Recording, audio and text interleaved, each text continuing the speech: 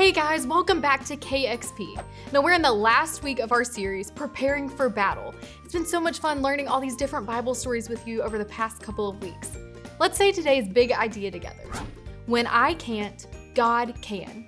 Now Cooper, do you mind reading our Bible verse from this series for us today? Yeah, I would love to. All right, everyone take out your Bibles, and if you don't have a Bible, you talk to your KXP leader and we'd love to get you one.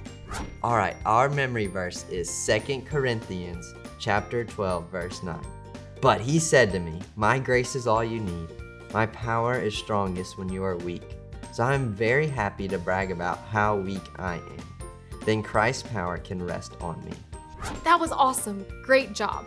Now, before we hear our Bible story today, we want to play a little game with you guys, if that's okay. It's called Tiny Hands versus Giant Hands. We're going to be doing some everyday tasks and see if it's easier my way or my way.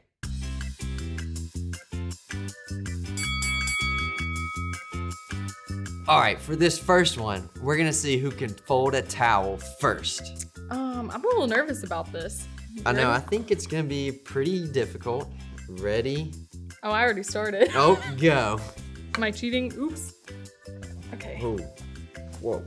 How well does it have to be folded? That's the question. I think it should be as good as when you find it in a hotel. Oh, okay. Now look, kids, if we can fold these towels with these hands, you could fold the towels with your hands and help your parents do the laundry. Okay. Ugh, are you winning? No! I think you won. Yours looks a little bit better than mine. What do you think? Who won? Yeah, we'll give it to you. Giant Hands wins round one. All right, round one was hard, but I think this one's gonna be even more difficult. We're gonna have to tie a shoe. You ready? On your mark, get set, go! Ooh. Is anybody here really good at tying shoes? I can't grab mine. It's hard. Okay, I'm making absolutely no progress.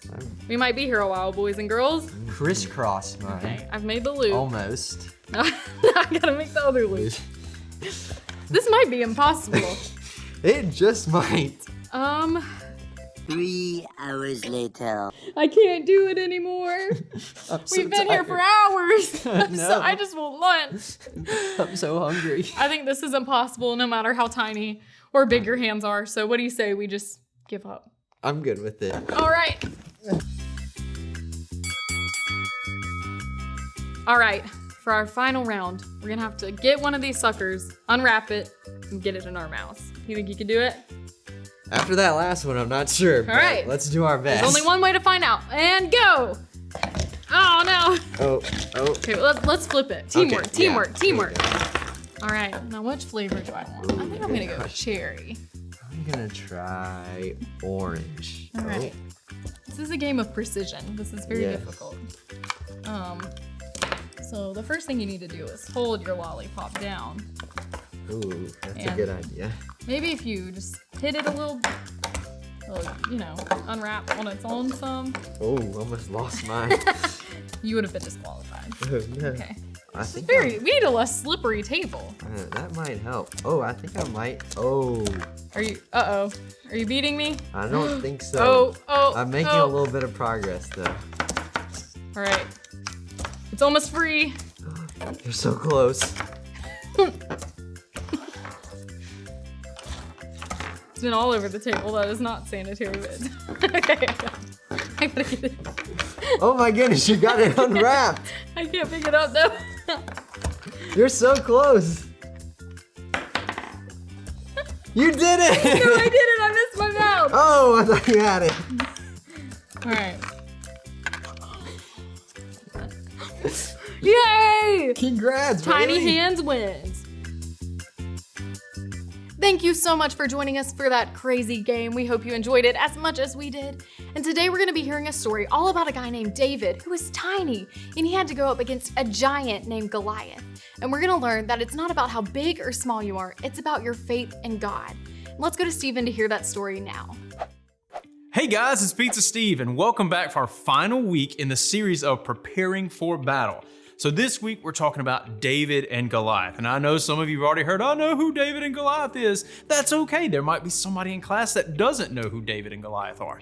So what we're going to do, we're going to read through the verses and we're going to come back through and hit a couple of points. All right. So pay close attention because there might be some questions at the very end from your teacher.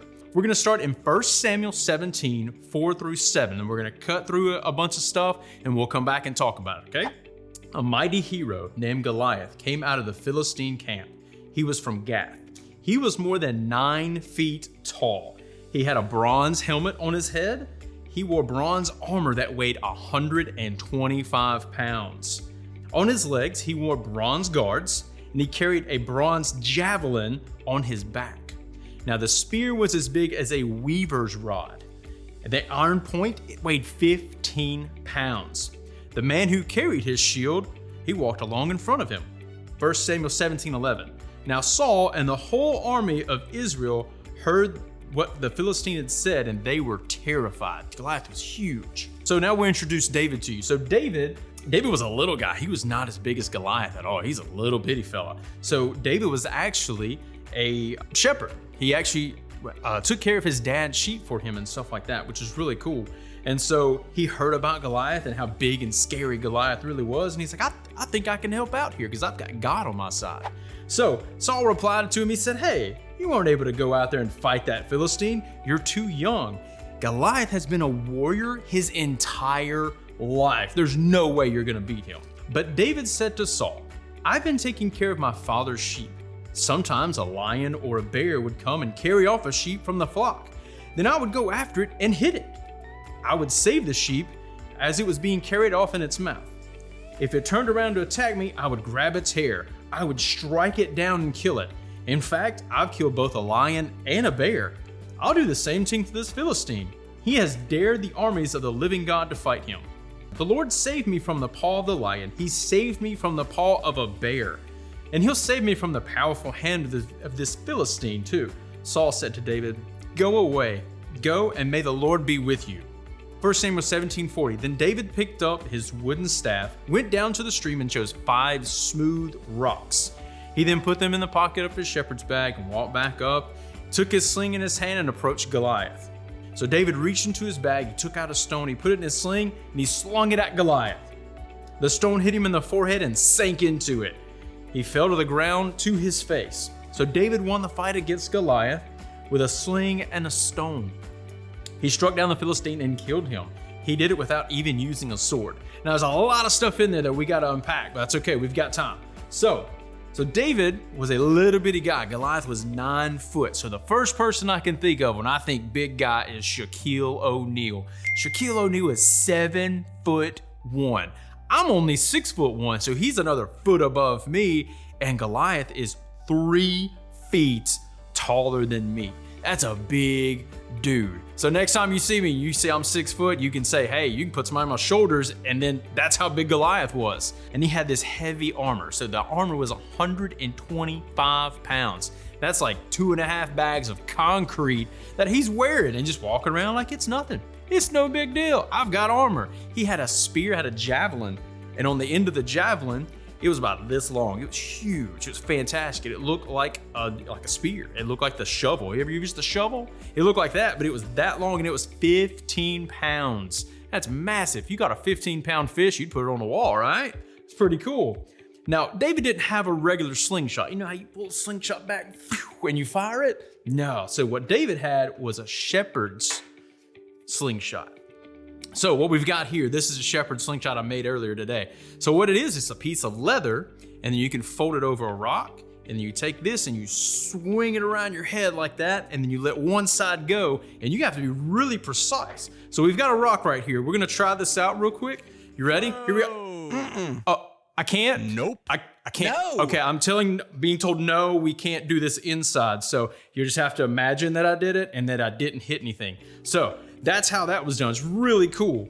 So what he did, he slung it and just whopped him with one rock. He had 5 rocks. He didn't know how many he's gonna need. So he took one rock and slung it at Goliath and hit him right in the forehead. And it actually went into his forehead. And then he just fell down. So it's really cool. And you know how he did all that?